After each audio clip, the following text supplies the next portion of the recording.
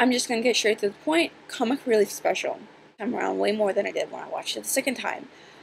I have problems with it, which I'm just not going to rant now about it because it's just a comic relief special, but it's something that I've been noticing through Series 5 and the Christmas special and now to the comic relief special. And if they keep on doing it in Series 6, I might have to make a whole entire video dedicated to me ranting about this particular thing.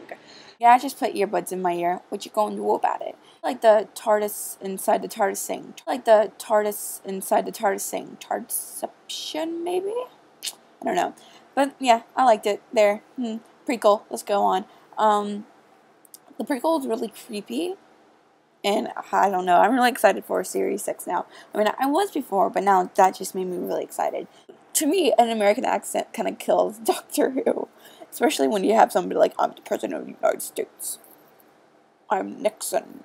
Yeah, it's just, no. Yeah. I'm gonna leave with that, and bye. This is the only person that made an American accent kind of cool in Doctor Who. Actually, very cool.